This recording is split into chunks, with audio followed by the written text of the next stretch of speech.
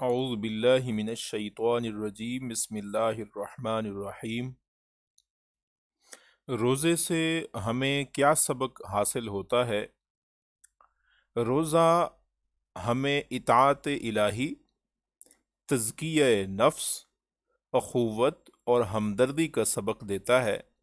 مثلاً روزہ دار اللہ تعالیٰ کے حکم سے حالت روزہ میں ایک خاص وقت پر کھانے پینے اور جائز خواہشات سے رک جاتا ہے، اپنی ایسی بنیادی ضروریات کو اطاعت الہی کی خاطر اپنے اوپر حرام کر لیتا ہے، جن کو پورا کرنا دوسرے اوقات میں نہ صرف جائز بلکہ فرض ہوتا ہے۔ روزہ ہمارے اندر یہ بات راسخ کر دیتا ہے کہ اصل چیز اطاعت الہی ہے، اور یہ کہ صرف حکم الہی ہی کسی چیز کے درست اور غلط ہونے کے لیے آخری سند ہے، اور حق بندگی کا یہ سبق ہمیں روزہ سے حاصل ہوتا ہے۔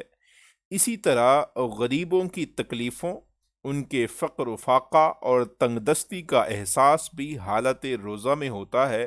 جب روزہ دار خود سارا دن بھوکا پیاسا رہتا ہے تو اس کے اندر ایسے لوگوں کے بارے میں ہمدردی کے جذبات پیدا ہوتے ہیں جو مستقل فقر و فاقہ سے دوچار رہتے ہیں۔ چنانچہ روزہ دار اپنی بساط کے مطابق ان کے دکھوں کا مداوع اور ان کی تکلیفوں کو دور کرنے میں تعاون کرتا ہے۔ اس لیے مومنوں کا وصف یہ بیان کیا گیا ہے کہ سب سے پہلے مسلمان نفس واحد کی طرح ہے۔ اگر اس کی آنکھ میں درد ہوتا ہے تو سارے جسم میں درد محسوس ہوتا ہے، یعنی اخوت کے اس رشتے میں پورے عالم اسلام کو پرو دیا جاتا ہے۔ اگر ایک شخص کو تکلیف ہوتی ہے تو پوری امت اس کی تکلیف کو محسوس کرتی ہے۔